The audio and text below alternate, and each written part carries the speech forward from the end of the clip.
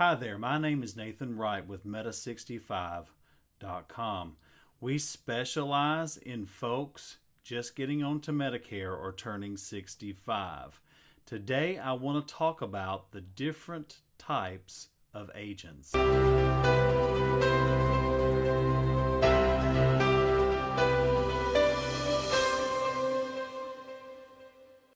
So let's talk about the differences between an independent agent or a captive agent. So a captive agent is going to be a big name insurance company. Insert anything. You see them on TV, etc. They spend millions of dollars in advertising.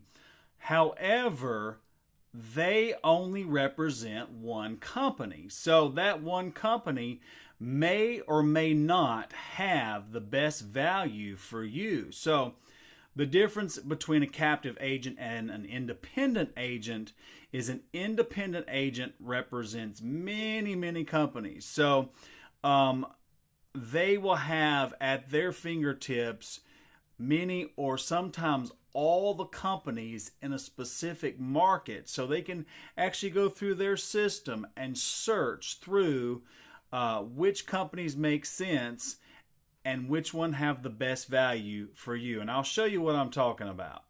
So what we have the ability to do here is run a quote and pull up any and all companies.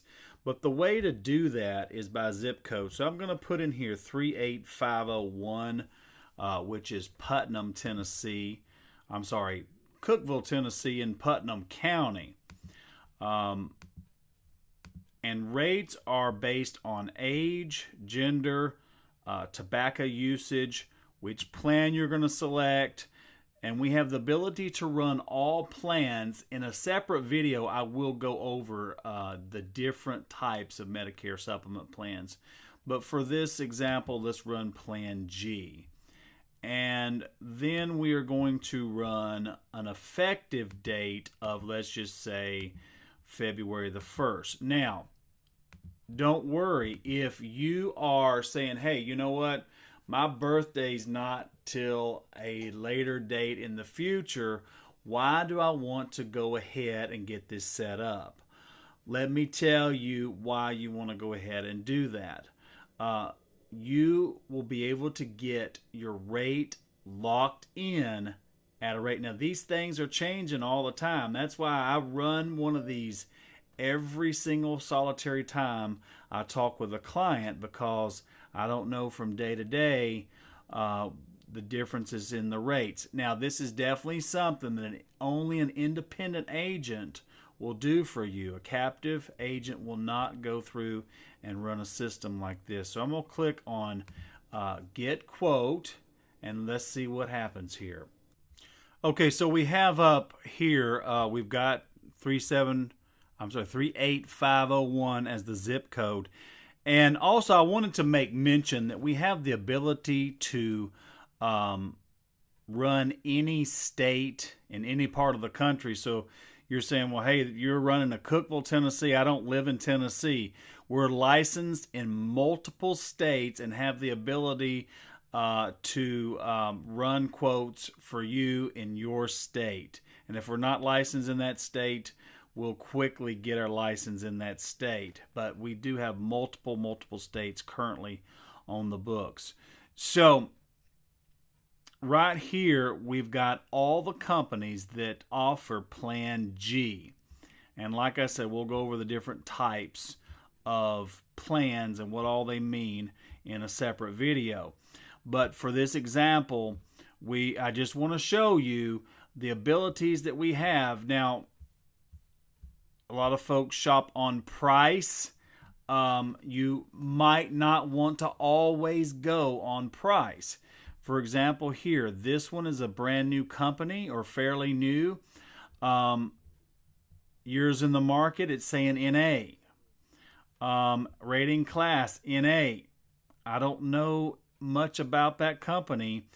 So I would not be looking at that company. So for a couple more dollars, you know, you want to go with a company that's got at least an A rating.